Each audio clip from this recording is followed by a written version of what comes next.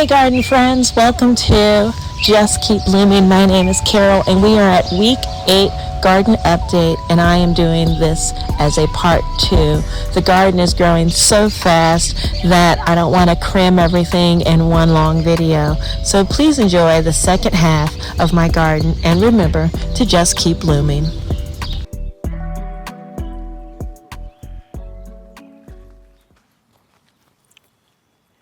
Look at this comfrey. Look how much it's grown. Let's skip over the fact that it has such beautiful benefits for the garden, making some fertilizers.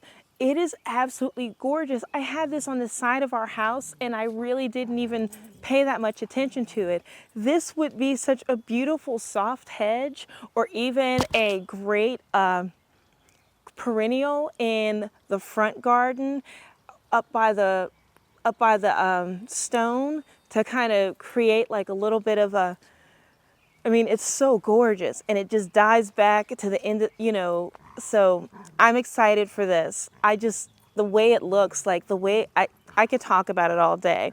But the other big thing that we changed is we mulched in all of this. I have a couple of videos that I can show just how we did the process. It was not fancy, but what it has created is this great place for us to put our plants and water it. That water was just killing the grass and it was just tracking in so much mud. But now we have this space, and I'm thinking about kind of creating like a little path stone to arch out this way to create a path stone around the greenhouse. So I just created another project, but that's okay. The native plant flowers, I'm starting to see a couple of seedlings come up through there, so maybe that'll start to happen. I've had to pot up the potatoes a couple of times already, so those are getting mounded out. And we planted the artichokes. And we've got everything ready for our corn bed. So this is the first time that we're doing anything. This is where I'm going to be planting that golden corn. That's going to be the sweet corn. And I have some eggplants sitting on there, but that's because this is just kind of a waiting pool for them right now. I've got the corn in the red cups, and the reason why I've got them in the red cups is that I'm waiting for them to have those seedlings get a little bit of strength. I want to make sure that I'm planting some healthy seedlings in there. We'll see. I just didn't want it to get compromised by it. If there's, those wood lice that are eating up sometimes the soft seedlings, or, I'm starting to see a couple of beetles. I just wanted to have some strength, and it's just too hot to be able to grow it directly into the greenhouse right now. I've got some garlic coming back over here, garlic and onions, I think, in there that are almost ready to start to be harvested. I'm starting, like, all the watermelons that I showed the other day that I seeded are now just in these waiting pools, as long with the king leeks and a couple of the other things. But yeah, this has been a little bit of a lifesaver. I can pull everything out of the greenhouse and spray it and get it watered, and that way I'm not just having all the water build up. And I actually like the way it looks. It makes it a lot easier just to cut the grass. And now that I'm seeing like pathways and little pockets where I could put a couple of containers where I can have some additional flowers, maybe even my roses. Look, I don't know. We'll see. But I'm excited for what's getting ready to happen with all this.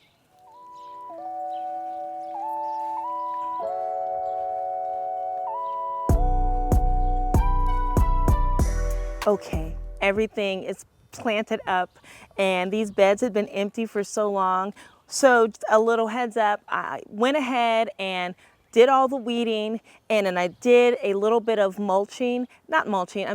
adding compost and stuff to it. And then I went around and did like a liquid feed of that compost tea into the ground.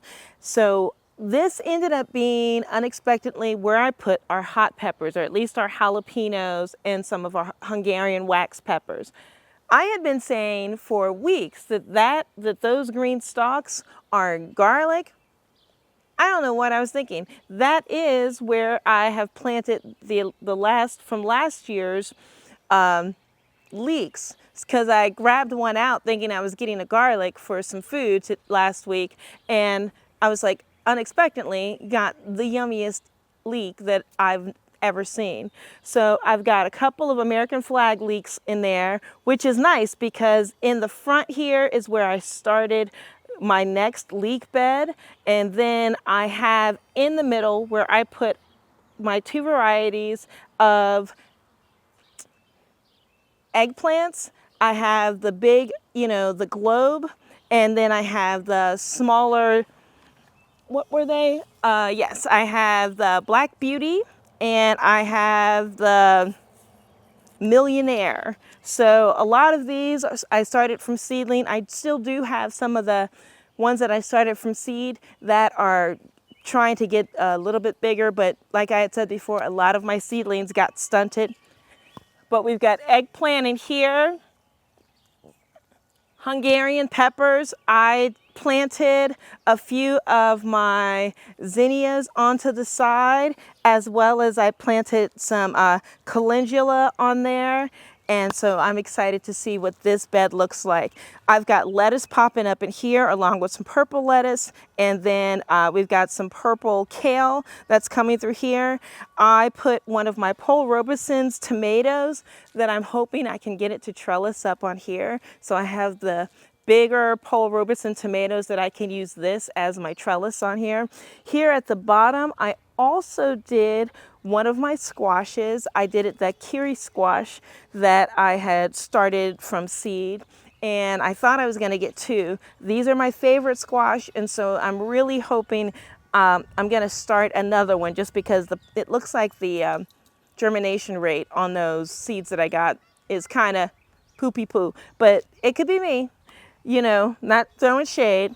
I put a little bit of the extra spinach in here, and in those loops where we have some opportunities either to do carrots or beans, I haven't really decided. Maybe I can do both. But that's kind of the plan that I have going for here. I want to have tomatoes and maybe a squash on here. All right, here we are in the second half of the keyhole. This is where I've been having those turnips. Now they're really pushing out. So it looks like once again, I'm gonna have to thin them out just a little bit. But I am seeing where some of them are starting to really be in a good spacing. So I just need to thin a little bit more up around the edges. The celery is holding really good. I stuck some last minute like bok choy that I had seedling out sitting in some of those tubs. I just was like, we just got to put everything in the garden. You can see here where my snow peas are finally starting to get some height. I got to just put some loops out and put some Velcro on here so I can just to have them have a gentle reminder that they can crawl up here. I also have, I did a Paul Robeson over here as well. I have my fennel bed that's back here. I did a Paul Robeson on this side also. So that way I have 4 of those tomatoes, hopefully to get them to grow and trellis up on these arches. I am, once the snow peas fade, then I am going back through here with my long beans, my yard beans, because I really do love the way that those taste, and I really do love the way they look when they're kind of falling down. Behind me, I had changed out the idea of the 2 totes. I had this idea that I was going to put cannas in there, but then as I started getting everything settled out in the garden, and I don't really follow or write out a plan. I kind of sketch it out, I know, but once I started putting it out there, I was like, I want to put cannas out here, but I want to also do my red corn, and on the side of those, I have it now where I have a place to put my sweet potatoes, because I have two really good starts for sweet potatoes, so I'm going to do 2 bags of them. And if I can get more, yeah, I'll definitely get more, but at the time right now, that's what I'm going to do with those.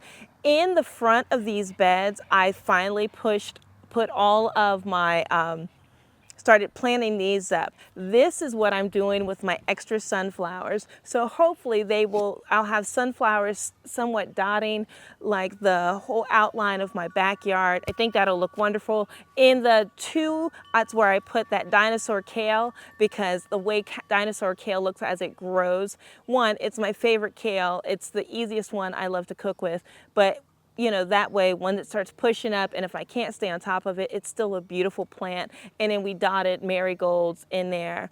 As long as the sunflowers, we have cosmos and things like that in there. So I'm really happy with this. You can see how it's got cardboard under a lot of the pots. We're going to be mulching and putting cardboard under there just to make sure that we're spotting any spaces that are getting too much water, or where that water that where it's kind of eroded, and trying to build that space back up to be able to make sure the water stays in the beds. On the other side here is where I have started planting some of my tomatoes. I have, I think, my Mr. Stripey and my Cherokee Purple, and in the bottom of that is where we have the, that has a Thai basil kind of growing up behind them. I have dill over here, as well as we have, I can't think of like what these yellow ones are. They're like a Dr. Witchy, but they're like a, you know, a big yellow kind of acidy tomato. So I've got two of those in here. Got a bunch of dill, a bunch of marigold, and I think we are going to try to maybe do something else with the tomatoes. I've got some salads over there too. Oh, everyone loves the garden. He's like, now he's like, oh, I can really eat some of this. So yeah, let's get him out of the garden.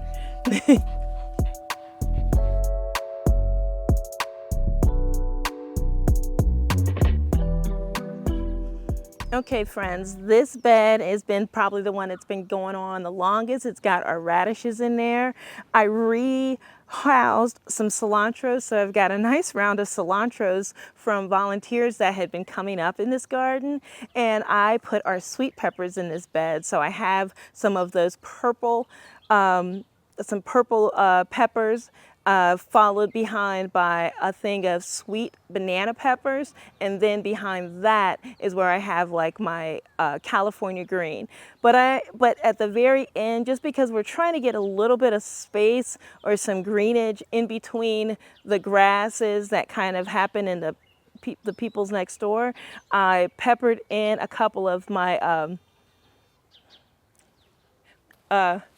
collard greens, the purple collard greens, and a Swiss chards that I had, the little seedlings that were struggling. So I'm gonna just kind of put that there. So hopefully with that heat, with a little bit of sun, we can be able to get some summer greens. That will be absolutely delicious.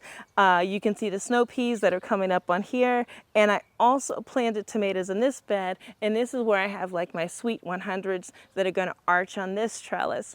In theory, I just like the idea of tomatoes kind of dripping, and you know, and I may try and do a squash on here, or maybe put one of the melons on here. Wouldn't this be fabulous for like the Kajari melons if I could get that to happen?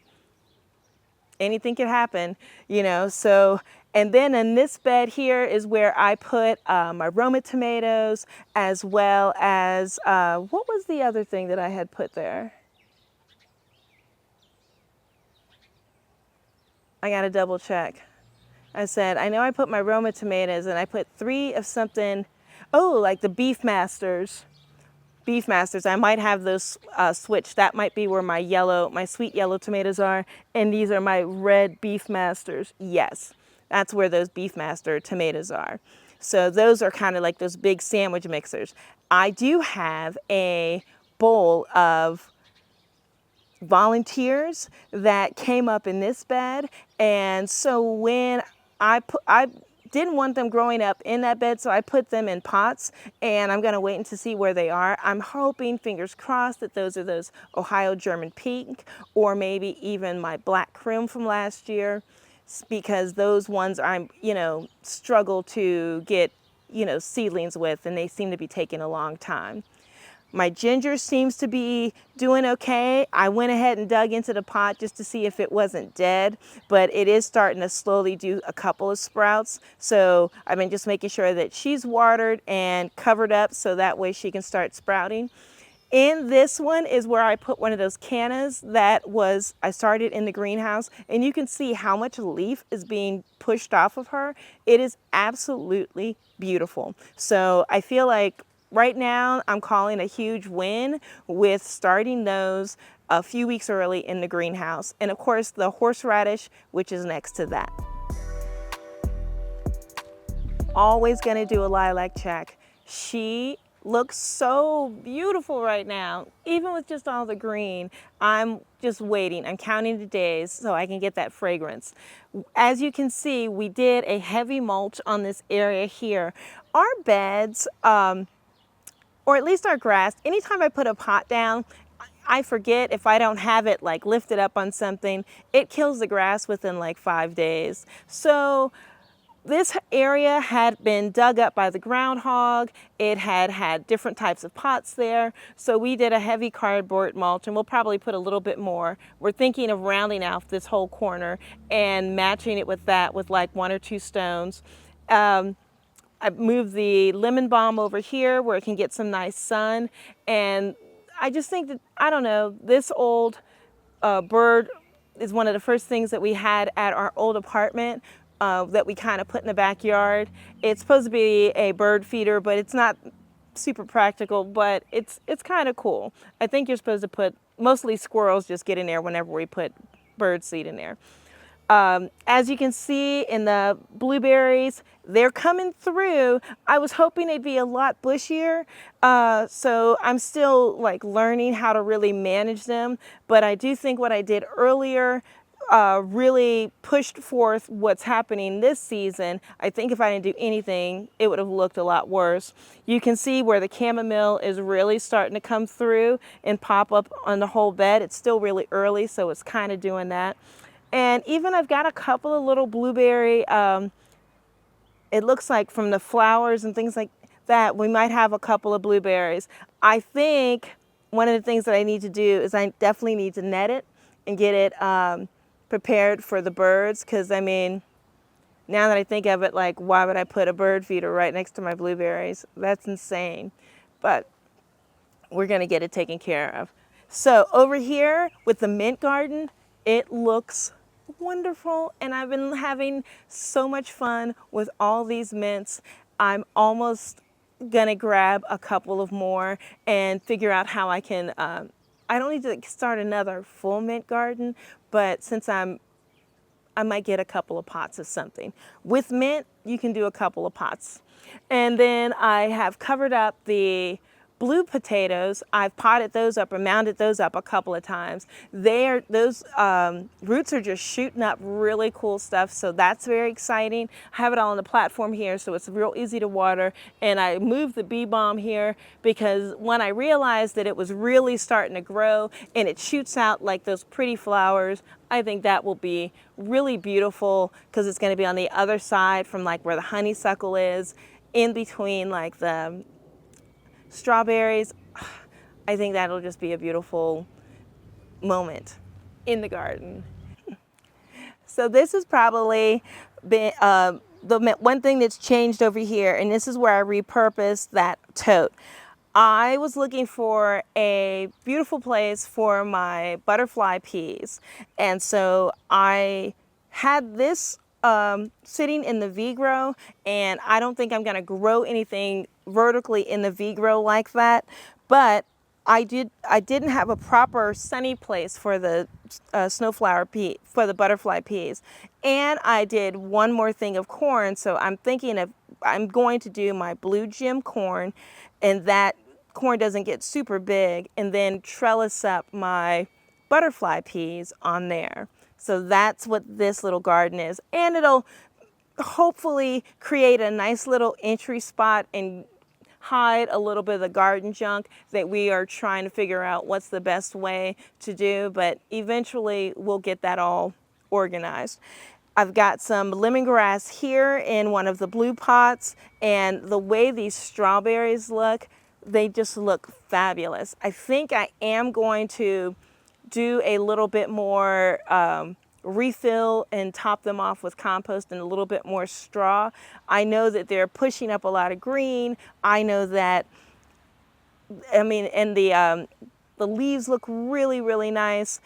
So it's not absolutely necessary, but it'll be nice to kind of get that all topped up because of how much it's producing. Those beds are going to really just need a little bit of a recharge. And of course, this beautiful honeysuckle.